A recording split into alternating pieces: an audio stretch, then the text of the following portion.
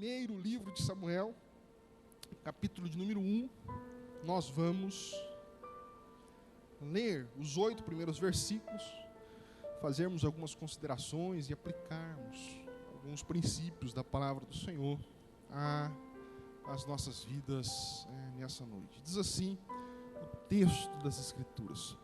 Está aqui quem não tem a Bíblia pode acompanhar aqui na tela, tá bom? Havia certo homem de Ramataim, Zufita, dos montes de Efraim, chamado Eucana, filho de Jeroão, neto de Eliú, e bisneto de Tou, filho do efraimita Zufi. A família dele tinha uns nomes muito bacanas, não é mesmo? Ele tinha 2 mulheres, uma se chamava Ana e outra Penina. Penina tinha filhos, Ana, porém, não tinha. Todos os anos esse homem subia de sua cidade a Siló para adorar e sacrificar ao Senhor dos exércitos.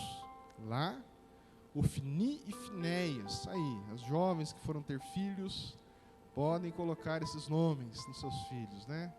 A irmã Cláudia, o irmão Newton, eles não sabiam, mas os gêmeos poderiam então dar esses 2 nomes, né? Ofni e Finéias. Os 2 filhos de Eli eram sacerdotes do Senhor.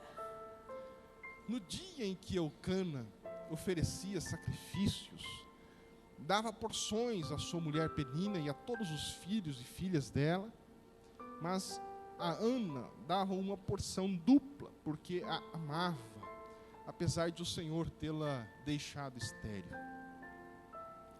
E porque o Senhor a tinha deixado estéril, sua rival a provocava continuamente, a fim de irritá-la. Isso acontecia ano após ano. Sempre que Ana subia à casa do Senhor, sua rival a provocava, e ela chorava e não comia. Eucana, seu marido, lhe perguntava: Ana, por que você está chorando? Por que não come? Por que está triste? Será que eu não sou melhor para você do que 10 filhos até aqui?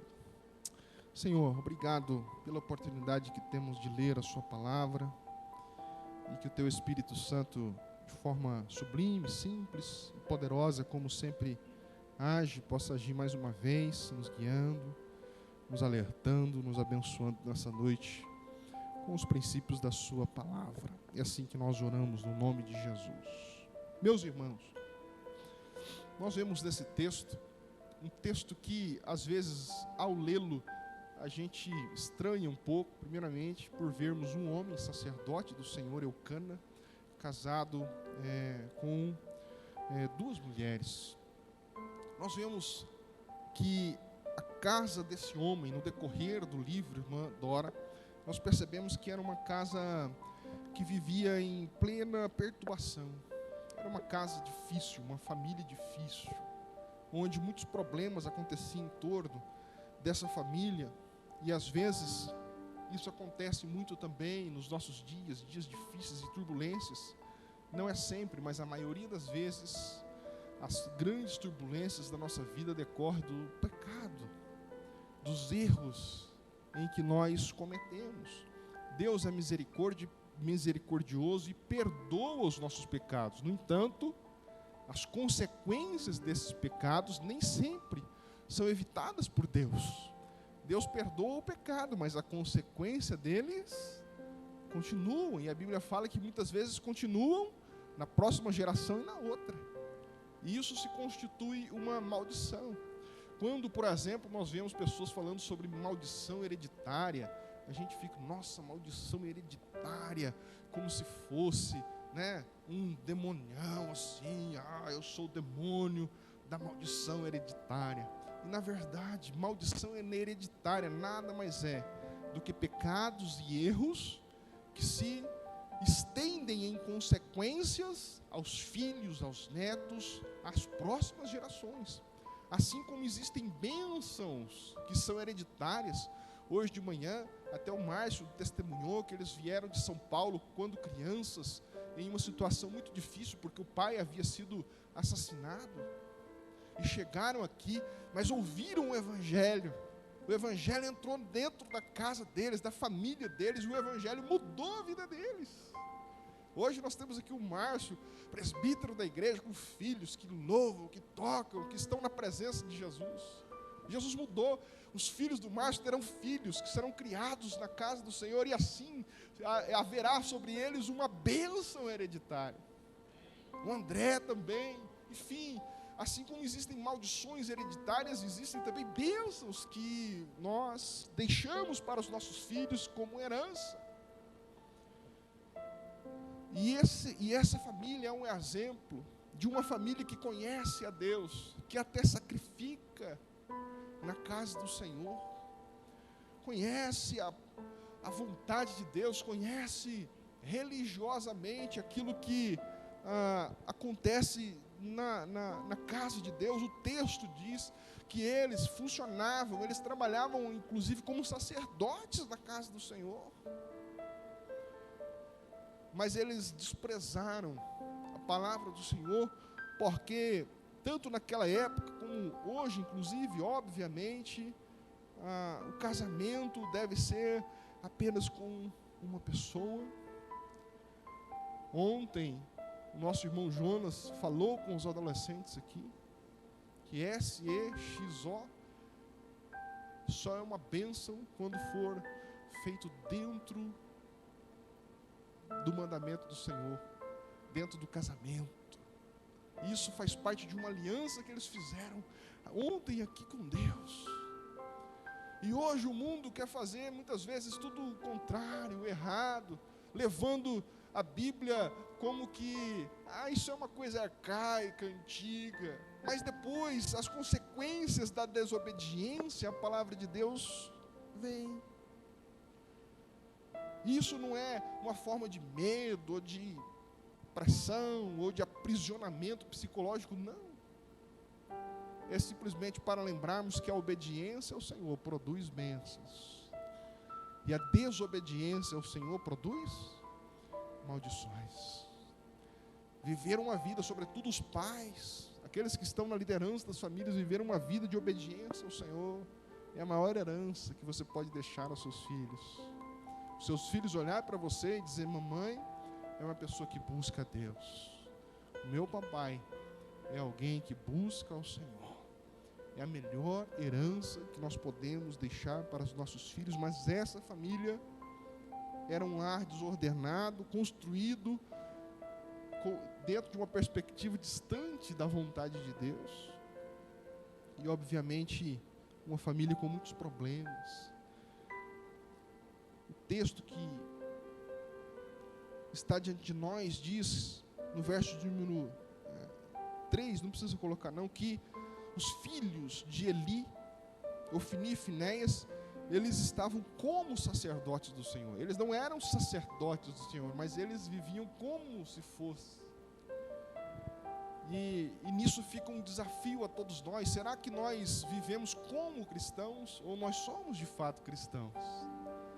Será que nós temos uma vida religiosa como se fosse, ou nós de fato somos filhos de Deus, homens e mulheres que obedecem ao Senhor, que porventura se identificam como pessoas fracas e débeis e limitadas, mas que confiam na graça de um Deus que nos dará força para cumprir a palavra dele.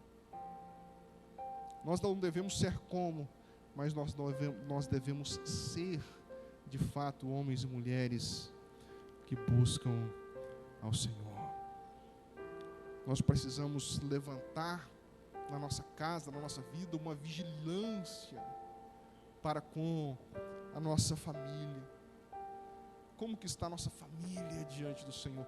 Nós vamos terminar o ano de 2022 e nós vamos fazer, obviamente, uns de maneira mais estruturada, outros de maneira mais não tão estruturada, mas todos nós vamos pensar em relação ao ano. Como foi esse ano para mim? E eu quero fazer um desafio a você, não pensar no ano simplesmente do ponto de vista financeiro. Esse ano foi bom. Puxa, cumpri aquilo, não estou devendo. A dívida que eu tinha abati e tal. Tá bom, foi bom. Não faça apenas esse balanço, mas um balanço em relação à sua família. minha família, como que eu estou terminando esse ano? Identificar os pontos que precisam ainda da graça de Deus. E colocar sobre esses pontos uma oração de entrega, um jejum, uma oração contrita diante do Senhor, dizendo: Deus, essa área da minha família ainda já está terminando o ano, e o Senhor ainda precisa mover.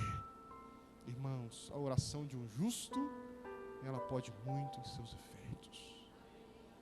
E não há nenhum êxito na vida que compensa a desestrutura e a falta de alegria e de felicidade no lar. Não existe nenhuma grande vitória na vida que vai compensar um lar com problemas. A coisa mais linda que tem, irmã Dora, é quando nós olhamos para a nossa casa e podemos dizer: eu e a minha casa servimos ao Senhor. Eu e a minha casa temos um compromisso com Deus. E o balanço que nós devemos fazer nesse findar de ano é esse. E não ter medo de fazer esse balanço e identificar pontos a serem melhorados. Ninguém aqui está em uma disputa de família mais perfeita, né? Às vezes a gente tem medo, nossa, acho que a família do irmão lá está melhor que a minha. Esse não é o critério de fazermos um balanço da nossa vida. É fazermos um balanço da nossa família diante do Senhor. Mesmo porque nós não sabemos exatamente o que acontece na família dos outros. Tem aquele ditado que diz que a grama do vizinho é mais verde. A gente sempre acha que a família do outro está melhor. É porque você não conhece profundamente os problemas que existem lá. Então o desafio é olharmos para a nossa casa e dizermos: Senhor, aonde precisa ser melhorado?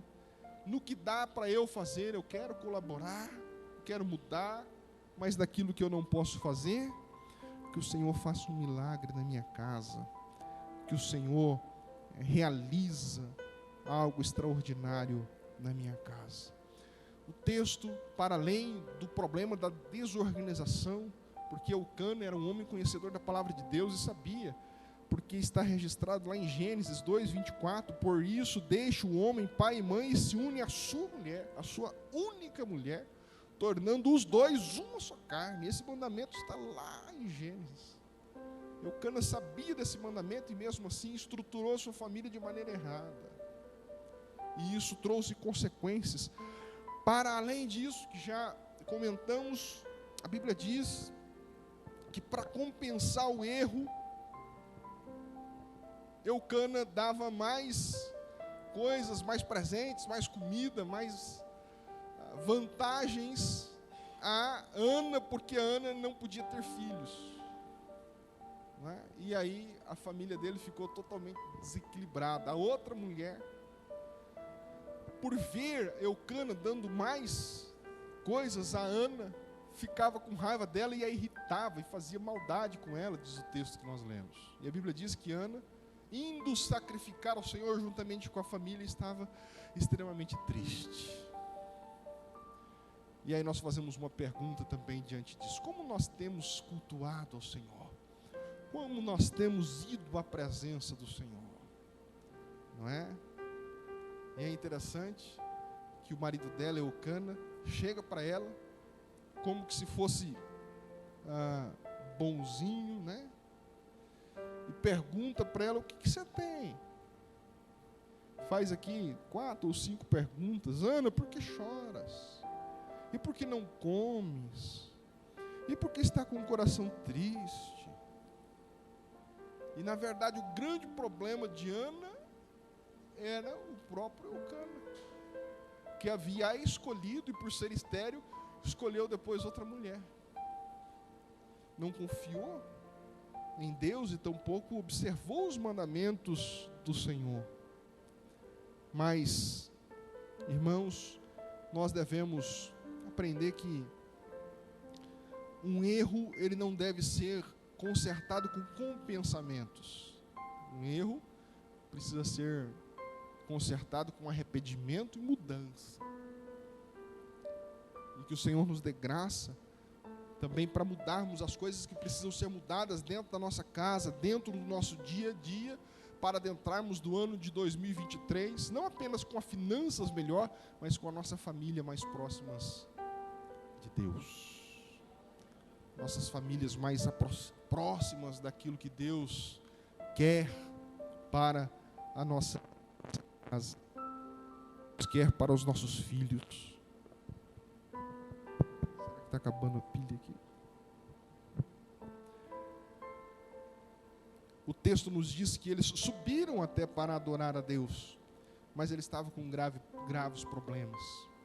Ana, quando chega na casa do Senhor, ela se entristeceu na casa de Deus. Os irmãos sabem a sequência desse texto, né? Que ela estava lá orando, chorando diante do Senhor. O profeta vem até ela e ela faz ali uma promessa ao Senhor. Enfim, Ana, Deus a visita. Deus visita Ana no seu pranto, na sua dificuldade. E de Ana, Deus, mesmo sendo estéril, Deus deu a ela Samuel. Mas na sequência do texto eu queria ainda observar com os irmãos que eles subiram de uma cidade para outra para apresentar ali os sacrifícios a Deus. O texto que nós lemos diz, Vinícius, que Eucana ofereceu os sacrifícios e parte do sacrifício deu à sua família para comer. Dentro, amém, irmãos? Eu estou falando devagarzinho hoje, né? Dentro do sistema sacrificial do Antigo Testamento, haviam 5 sacrifícios. Um deles era o sacrifício pacífico, que é esse que o texto diz que eles foram oferecer. O sacrifício pacífico era o único que eles podiam oferecer, parte a serem sacrificadas no altar, para serem queimadas, era parte do animal queimado a Deus, e a outra parte eles podiam fazer ali um churrasquinho, irmã Odete, e distribuir para as famílias, como que se fosse um sinal de compartilhamento, de que aquele sacrifício pudesse saciar, né, aquela família, aqueles que estavam ali prestando o sacrifício. O Novo Testamento fala sobre o sacrifício pacífico, né, como por exemplo em Colossenses. Coloca para mim aqui, Léo, por favor, Colossenses. O apóstolo Paulo faz referência a esse sacrifício, dizendo que Jesus foi esse sacrifício oferecido para que pudesse nos trazer a paz. Colossenses 1:20. Colossenses 1:20 diz assim: por meio dele, de Jesus, reconciliasse consigo todas as coisas, tanto as que estão na terra quanto as que estão nos céus, estabelecendo a paz pelo seu sangue derramado na cruz. O apóstolo Paulo faz referência ao sacrifício de Jesus Cristo, a esse sacrifício pela paz, o sacrifício pacífico para pacificar a ira de Deus contra aquele que cometesse pecado. E a Bíblia diz que Deus estabeleceu paz com o homem por meio do sacrifício de Jesus Cristo. Já no Antigo Testamento, eles levavam esse sacrifício clamando a Deus para que pudesse haver pacificação de Deus para conosco. E eu queria logo mais fazer uma oração, irmãos, clamando. Hoje nós não podemos, ou melhor, não precisamos mais fazer como Eucana, sacrificar de fato um animal, porque Jesus Cristo já cumpriu esse papel, morrendo na cruz do Calvário. No Antigo Testamento, todos os sacrifícios que eram feitos, André, aprendemos na escola dominical, que os sacrifícios do Antigo Testamento eram o quê? Figura, era um antítipo, ou seja, era uma prévia demonstração daquilo que iria acontecer quando Jesus Cristo foi o sacrificado, o Cordeiro de Deus sacrificado para tirar o pecado do mundo. Então, no Antigo Testamento são as sombras, né? As coisas eram feitas apontando para Jesus, e em Jesus todos os rituais do Antigo Testamento foram cumpridos em Jesus. Por isso hoje nós não precisamos mais fazer os ritos do culto veterotestamentário, ou seja, que está registrado no Antigo Testamento, porque em Jesus tudo foi cumprido. Jesus é o sacrifício de Deus por nós, e Ele mesmo, diz esse texto, que é o sacrifício pacífico, e nós, mediante aquilo que Jesus Cristo fez, nós não apenas devemos, podemos, mas devemos, irmã Dora, orarmos, lembrando disso, para que o Senhor traga paz para dentro das nossas casas, para que Deus reconcilie os nossos filhos com Deus, para que Deus reconcilie a nossa casa com Deus, para que Deus, por meio de Jesus Cristo, reconcilie a nossa família a estarmos na presença do Senhor. A oferta pacífica apresenta a verdade da reconciliação do homem com Deus por meio do sacrifício, e no nosso caso, o sacrifício já cumprido em Jesus Cristo, que é o Cordeiro de Deus, irmão Cido, que tira o pecado do mundo. Jesus, irmãos, é a razão da nossa paz. É por isso que a Bíblia nos traz, irmã Dora, que Jesus é o príncipe da paz. E o principado significa poder. Ele tem o poder da paz. Ele tem o poder para trazer paz para o coração dos homens. Ele tem poder para trazer paz para dentro da nossa família. Ah, pastor, é que o senhor não conhece os problemas que está acontecendo na minha família, o senhor não sabe. O senhor sabe, mas não sabe o quão grande é o problema que nós estamos vivendo. Mas eu queria dizer para vocês que nós servimos o príncipe da paz, aquele que tem em suas mãos o poder de perpetrar, de colocar a paz no meio dos homens. Ah, pastor, o ano que vem estão dizendo que o Brasil vai entrar e, irmãos, nós cremos que o Brasil é do Senhor Jesus. Jesus é o príncipe da paz. Nós não vamos entregar o nosso coração ao medo, à desesperança, de forma alguma.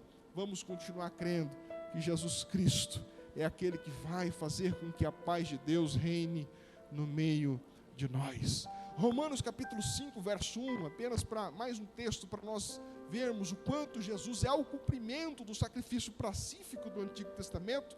O apóstolo Paulo diz assim também em Romanos capítulo 5, verso 1: tendo sido, pois, justificados pela fé, nós temos paz com Deus, por meio de nosso Senhor Jesus Cristo. O vínculo que temos em paz com Deus é decorrente da morte e do sacrifício de Jesus na cruz do Calvário. A diferença entre a oferta pacífica e as outras é que o ofertante e sua família podiam se alimentar. E isso nos ensina, irmão, irmã Dora, que Deus compartilha conosco, Rogério, a paz que há nele. Ele compartilha com o seu povo as bênçãos que são derivadas desse sacrifício para cada um de nós. Que o Senhor Jesus Cristo abençoe as nossas famílias. Nós temos, como pastor, a gente ouve, a gente acompanha várias famílias com problemas, com dificuldades de relacionamento, às vezes de doença, às vezes problemas na área econômica, tantos problemas que afetam primeiramente a família. Mas a minha oração é que nós possamos adentrar no ano de 2023 com as nossas famílias fortalecidas em Deus.